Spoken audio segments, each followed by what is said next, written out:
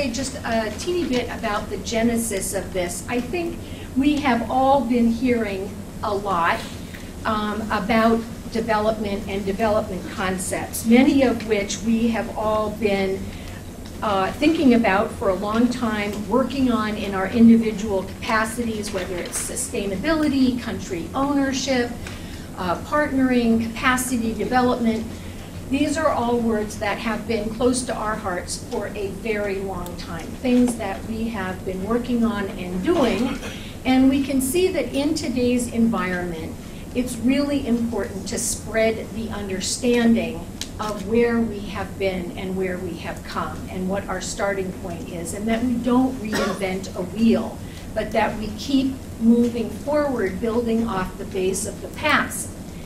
For SID, for our professionals as development professionals, we have a lot of accumulated expertise to bring to that discussion. And today's session, part of our special series on the future of foreign aid under the Obama administration, is part of that effort. And so what we will be doing is we've got a couple of panelists. Many of you already know all of these people because they are stars, and that's Aif Shaikh and Paul O'Brien, and they are going to talk, and we have discussed that they will talk about what these terms have been for them over time in projects and get it down from platitudes to actual country examples. And I can say that Aif and Paul are very lively, very interesting people, and we will see what they bring to you. Whether they follow what we have talked about or they invent something new, either way, it will be highly entertaining. Then also as discussants, we have Stacey Young and Richard Blue. And Stacey is going to give us comments on from the perspective of knowledge management, and Richard Blue from the perspective of monitoring and evaluation. The big gap is the development gap, and that's the only gap that matters. Aid is simply a means of getting there. And therefore, the profession of aid has to fit itself to the needs of achieving development at scale. We talk about 3Ds. It really isn't about defense, it's about security.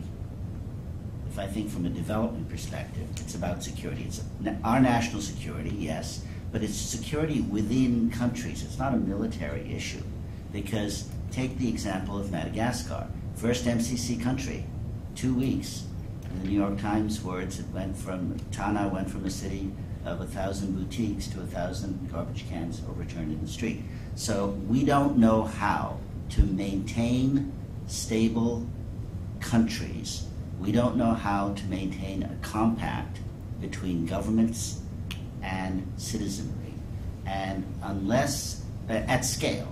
And unless we pick up on the examples, I shouldn't say we don't know how. We haven't focused enough attention on that. Unless we pay more attention to where that is working and to learn how it is working, we are simply not doing what we all set out to do, which is to help make development happen, not to be simply aid practitioners. So if it is about development effectiveness, and we look at places like South Korea and ask why they were languishing at the same economic level as Sudan 40 years ago, but have radically changed the possibilities for their own people as a consequence of a development journey they've been on. And if it is, in the end of the day, non-negotiable that governments have to be effective and the citizens have to be engaged in the development project, and the relationship between them is the only thing that matters, or at least is the most important thing that matters on the development journey, then we don't have to ask ourselves, what does success look like in any context? We know that's success, and we have to align what we do either to help states be stronger in responding to their citizens, or help citizens realize their own aspirations, both by the work they do themselves and how they hold their governments accountable. That's a non-negotiable. It's as important in Haiti as it is in Afghanistan, as it is in all those countries we are not talking about now, but if we don't think in those terms, we may be talking about for the wrong reasons down the line. Then the question is, how do we effectively help states work? And how do we effectively put citizens in the lead? And that, from this discussion, is clearly all about not thinking we have the answers. And that means we're going to have to take some huge risks. We are going to have to take precious US taxpayer dollars, and we're going to have to put them in the hands of governments and people that have not proven they can do it, but need to learn by doing. If we want them to lead, we need to let them lead. And that means an education process here around what success is ultimately about.